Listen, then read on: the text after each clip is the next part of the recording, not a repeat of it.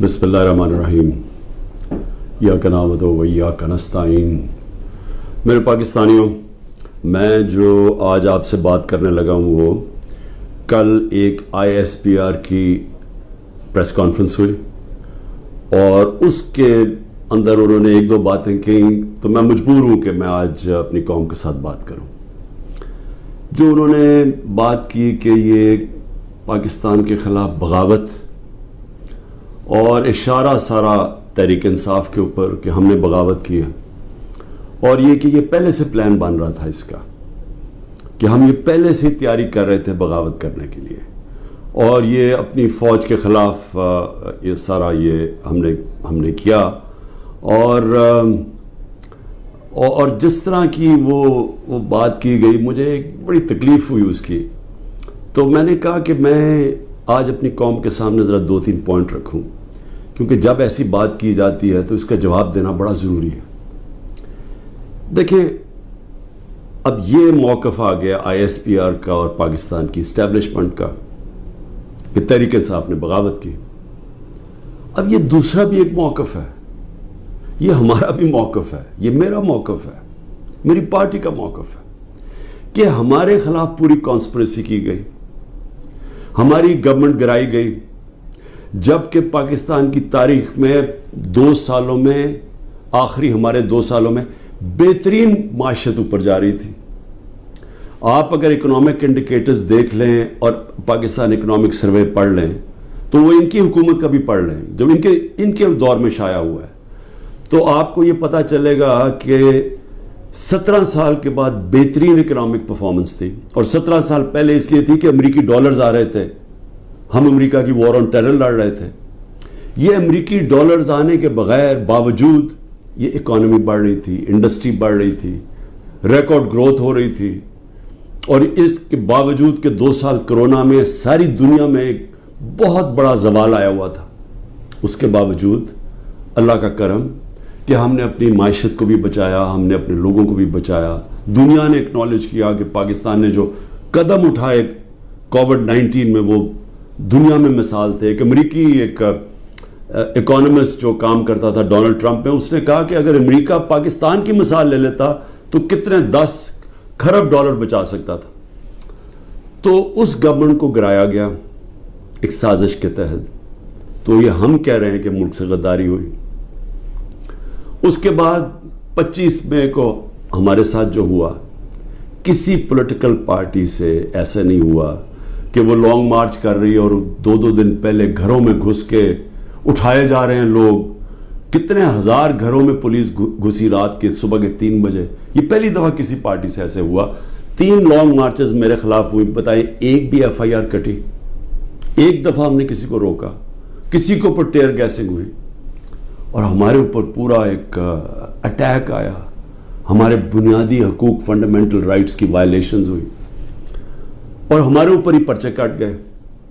میں نے تب 26 کی صبح کو اپنے دھرنا کال آف کیا، کیونکہ مجھے پتا تھا انتشار کی طرف جا رہا ہے۔ جو پارٹی الیکشن چاہتی ہے وہ انتشار تو نہیں چاہتی۔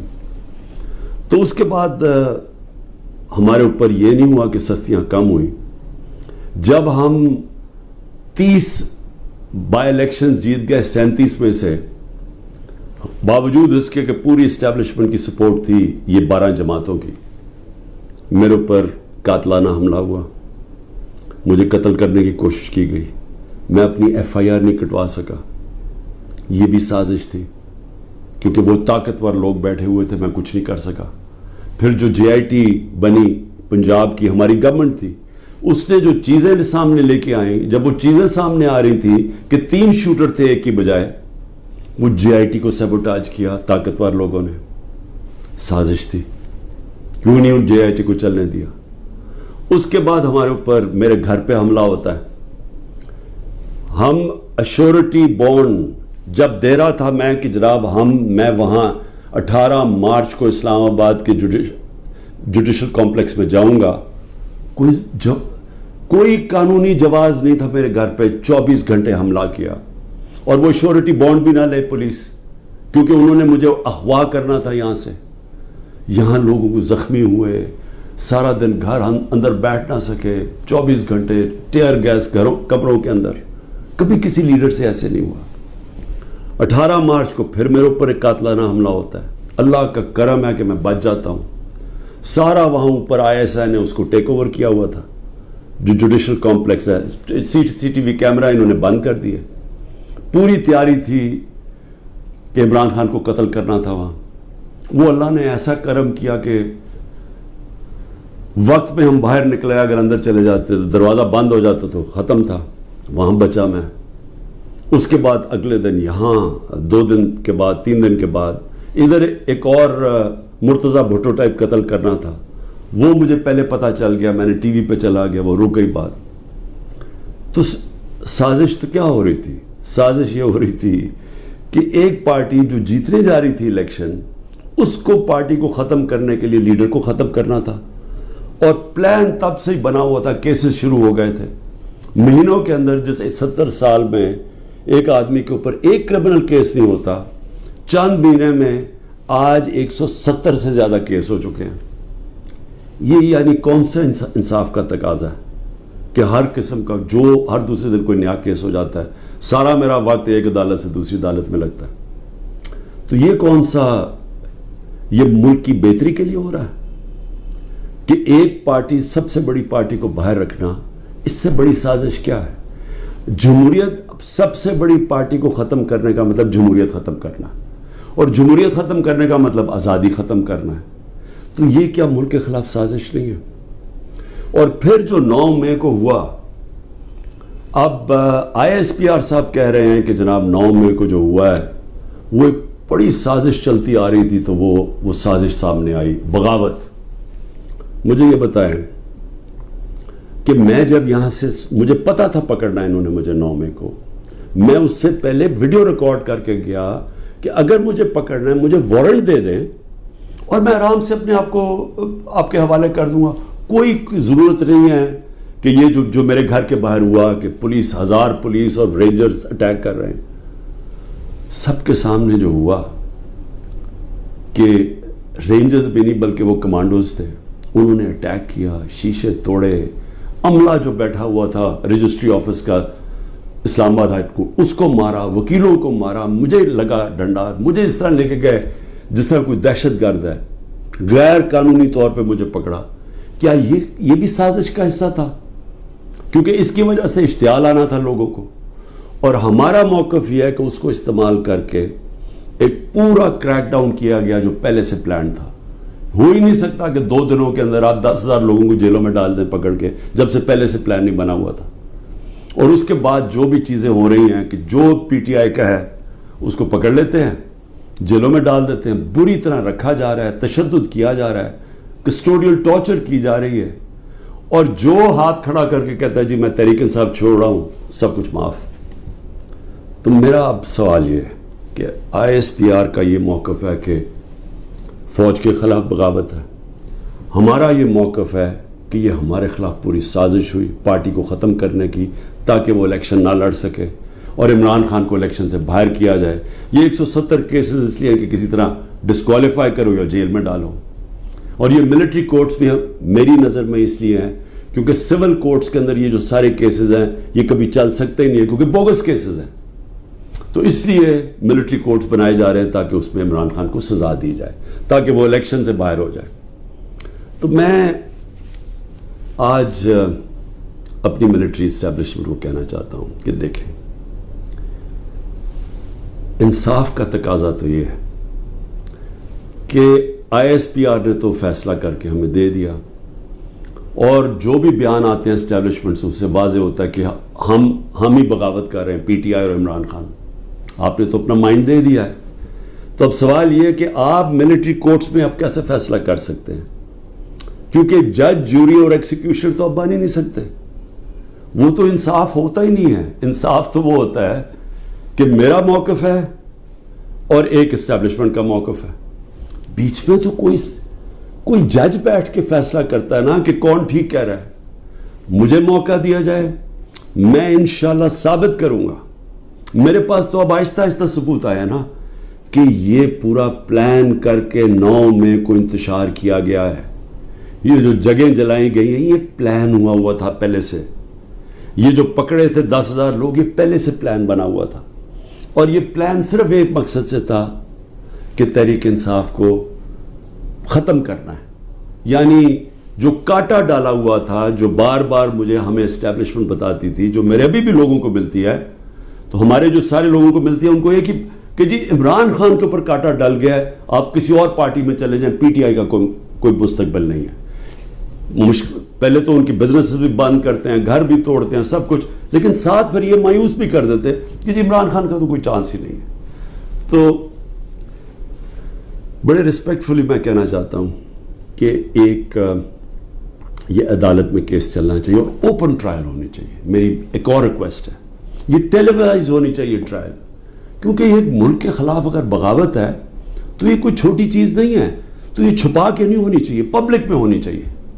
سارے جو آپ کہتے ہیں کہ آپ کے پاس ثبوت ہیں آپ لے کے آئیں, جو میرے پاس ثبوت ہے وہ ہم لے کے آتے ہیں, قوم کے سامنے رکھیں. کیونکہ اگر اپنی فوج کے خلاف کوئی بغاوت کرتا ہے اس کو سزا ملنی چاہیے. میری طرح کا آدمی جو فیصلہ ساری باہر 20 سال باہر کمائی کی, سب کچھ بیچ کے آج میرا پاکستان میں, میرا ایک پیسہ پاکستان سے باہر نہیں ہے.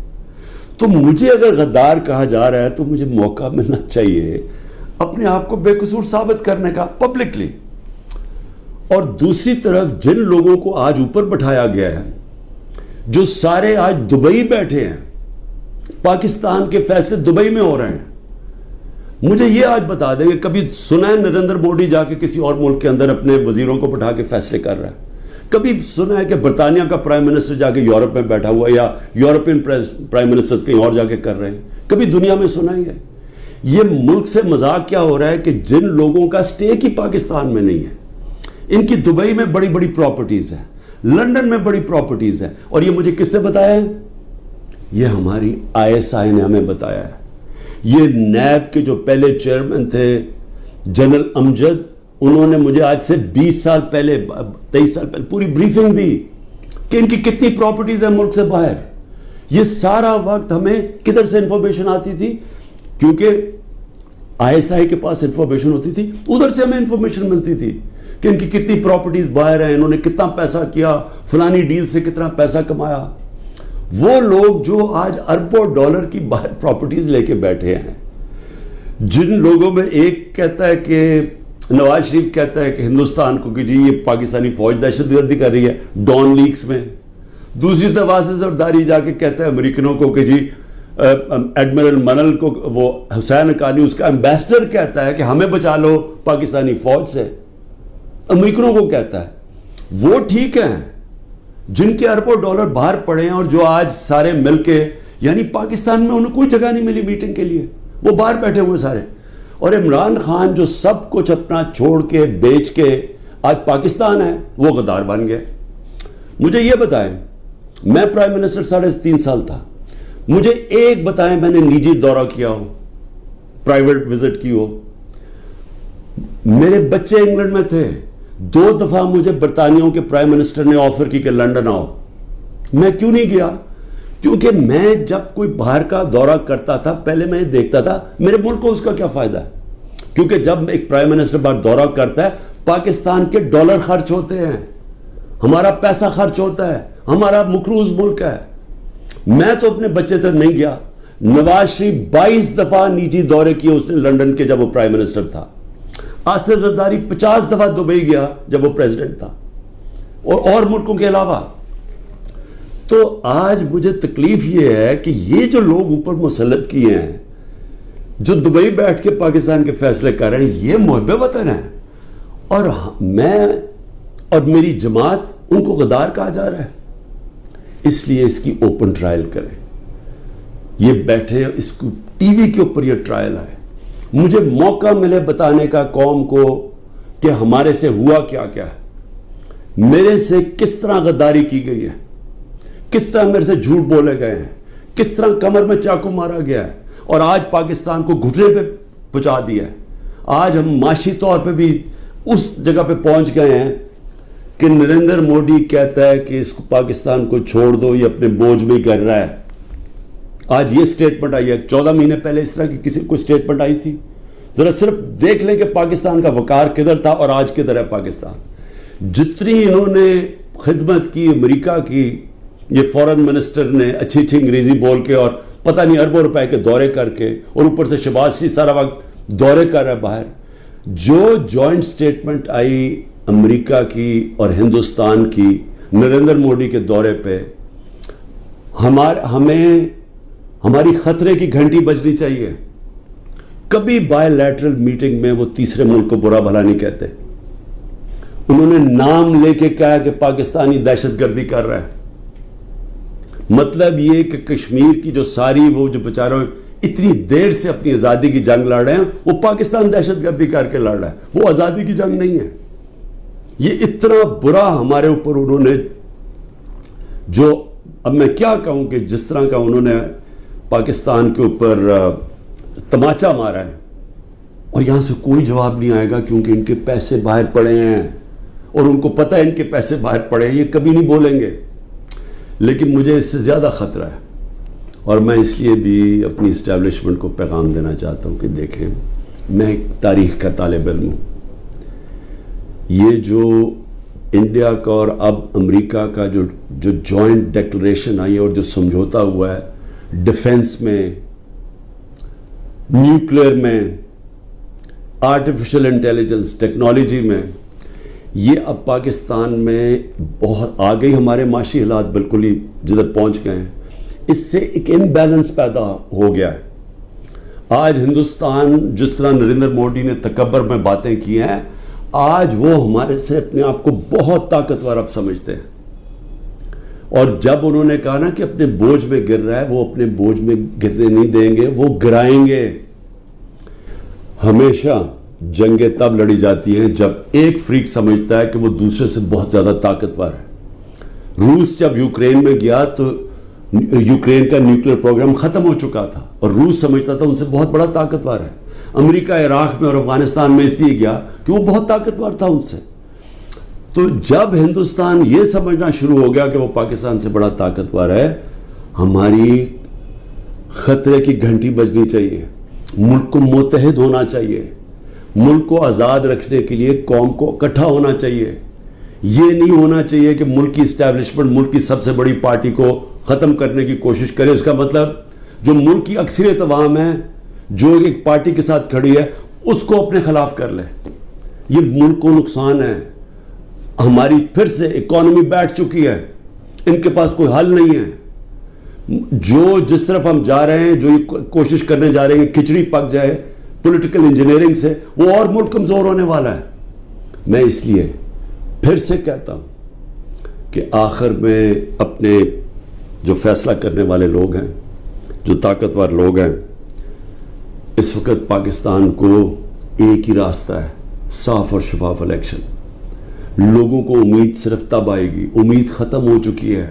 نوجوان جو چھوڑ کے ملک کو جا رہے ہیں, پروفیشنلز جو ملک کو چھوڑ کے جا رہے ہیں, جو غریب لوگ کشتیوں میں ڈوب رہے ہیں باہر ملک سے نکلنے کے لیے, ان کو امید چاہیے. اور کسی چیز سے امید نہیں آنے لگی سوائے ایک چیز سے, صاف اور شفاف الیکشن. پاکستان پائندہ باد.